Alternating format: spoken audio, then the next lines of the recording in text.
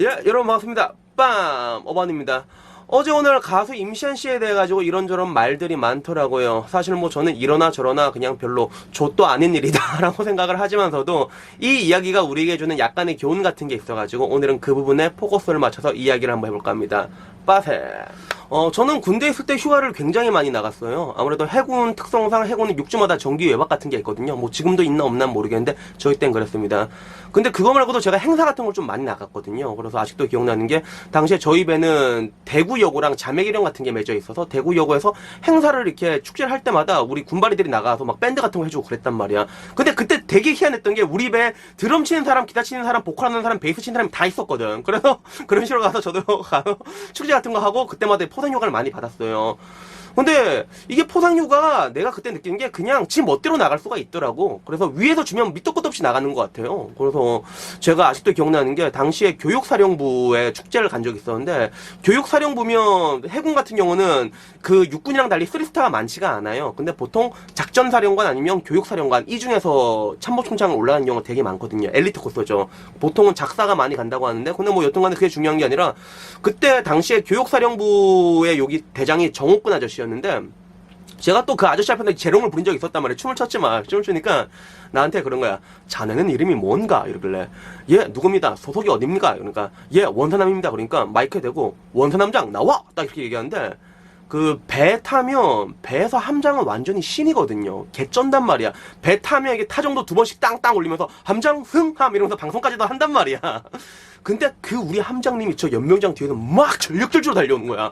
그러더니 필승 대령 손병철 이렇게 얘기를 하는 걸 내가 들었는데 근데 그때 그 옥군 아저씨가 예 휴가 보내 이러니까 네 알겠습니다 필승 이러고 제가 다음날에 바로 7박 8일인가 휴가를 나갔거든요.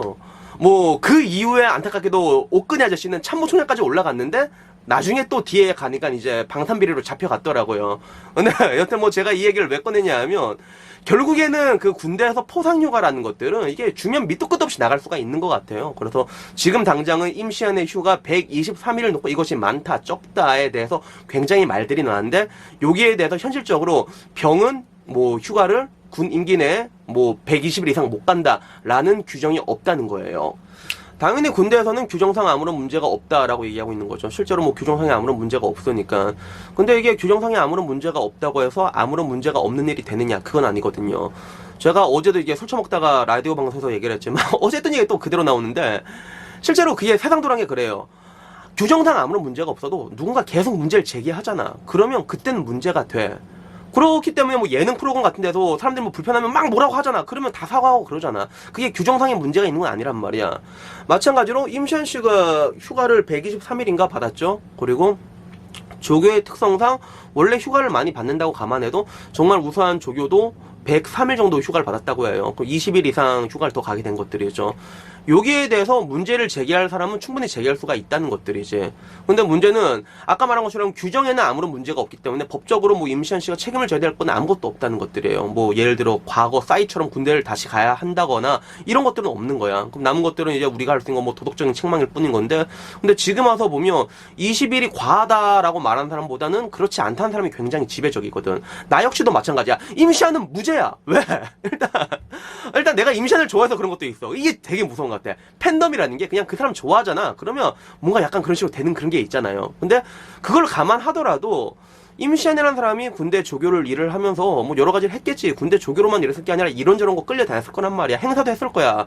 그런 것들을 감안했을 때 20일을 더 나간 게 이게 과연 엄청난 특혜로 볼 수 있냐라고 했을 때 저는 그게 아니라고 생각하거든요. 물론 그게 특혜다라고 생각하는 사람한테는 특혜가 되겠지만 아니라고 생각하는 사람한테는 그게 아닌 게 되는 거야. 그럼 결국엔 이게 여기서 이제 창과 방패의 대결이 벌어지게 되는 것들인데 여기서 만약에 여론이 일방적으로 이게 특혜다라고 굳어졌다면 이게 분명히 더 큰 문제가 됐을 거야. 근데 지금 와서 보면 아니야 뭐 그게 무슨 문제가 돼 라는 의견이 굉장히 지배적이거든요.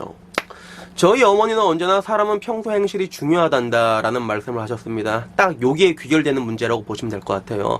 물론 연예인이다 보니까 이런 것들을 평소 행실이라기보다는 이미지라고 보는 게 더 정확할 것 같거든요. 근데 그런 쪽에서 봤을 때 임시완 씨의 이미지 굉장히 좋잖아. 기본적으로 연기도 되게 잘하고, 저는 뭐 이렇게 자기 일 잘하는 사람 좋아해가지고 연기면 연기 잘하는 사람 좋아하고 개그면 개그 잘하는 사람 좋아하고 당연한 거야 그거는. 근데 임시완 씨 같은 경우는 일단은 뭐 이게 뭐라고 해야 되나, 가수라고 해야 될지 일단 모르겠는데 일단 연기도 되게 잘하고 그리고 아이돌이고 잘생기고 다 잘해, 다 잘하는데 그걸 떠나가지고 뭔가 이게 극 중에 나왔던 배역도 좋은 배역을 좀 많이 했던 것 같아요. 특히 미생에서 장그래로 나왔을 때 이 역할이 따지고 보면 우리 모두 이게 장그래를 보면서 우리 자기 자신을 좀 투영을 했을 거예요. 그죠? 그런 것들을 보면서 그런 뭔가 애틋한 부분들도 있고, 또 그것 말고도 예능 같은 부분에 나왔을 때도 되게 뭔가 겸손한 모습을 보여줬잖아요. 광희가 그렇게 못살게 구는데 되게 의연하게 이게 받아주는, 이해해주는 그런 뭔가 대인배 같은 그런 느낌이 있어가지고 결국에는 임시완 씨가 쌓아올린 그런 이미지는 굉장히 엄청난 철옹성이 되어 있는 것들이죠. 그래서 똥이랑 동일한 사건이 터졌을 때도 별 문제가 없는 거야. 문제 삼는 사람은 계속 던지겠지만 이게 실드하는 사람들이 되게 많기 때문에 별 문제가 되지가 않는 것들이죠. 사실 나도 방금까지 실드 치다가 왔거든. 근데 이게 딱 보면 결국엔 딱 그게 돼. 사람 이미지라는 게 좀 중요한 게 아까 말한 것처럼 이 동일한 사건이 임시완 씨한테 이런 게 아니라 광희한테 일어났어 봐. 그럼 분명히 광희 개새끼 이런 사람 분명히 있단 말이야. 적어도 지금 사태보다는 10배는 더 많은 사람들이 여기에 대해서 문제를 제기할 것 같아요. 그렇게 보여져요. 매우 그렇게 보여져요.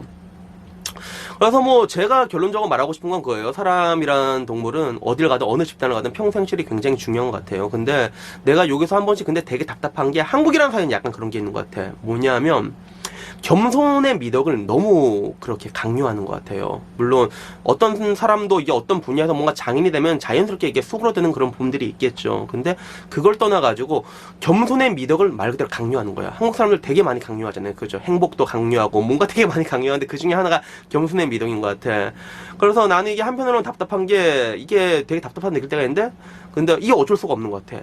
그래서 연예인들 봐도 그런 사람 되게 많잖아요. 몸매 좋아요. 그래서 제 몸매가 좋겠냐 이렇게 말하고, 이뻐요. 그래서 전 제가 이쁘다고 생각한 적 한 번도 없어요. 이렇게 얘기를 하잖아. 분명히 이쁘단 말이야 누가 봐도. 근데 이 사람들도 알고 있는 거예요. 내가 그래요 내가 좀 이쁘죠라고 말하는 순간에 많은 사람들이 악플을 댈 거야. 네가 뭐가 이쁘냐고, 니보다 이쁘는데 널렸다고 연예계 이렇게 악플이 막 몰란단 말이야.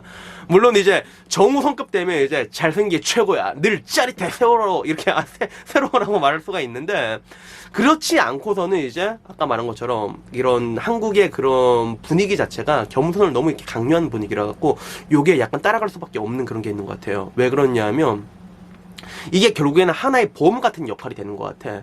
우리가 뭔가 조직 생활을 하든 뭐든 살다 보면 힘들 때가 오게 되거든요. 그게 내 자이든 아니면 타이든 아니면 진짜 불가항력적인 일이든 아니면 지금과 같은 구설수든 어떤 시기든 오게 되는데, 그때 사람들이 도와주느냐 안 하느냐, 약간의 보험 같은 느낌이죠. 그래서 이런 부분들이 결국에는 그때 오는 것 같아요. 특히나 한국이라는 사회에서는.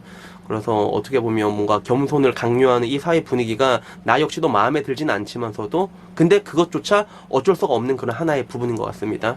그래서 오늘은 이런 얘기를 해봤습니다. 결론은 그렇습니다. 평소 행실을 똑바로 하자였고요. 다음에는 좋은 이야기로 찾아뵙도록 하겠습니다. 이상입니다. 좋은 하루 보내십시오. 뿅.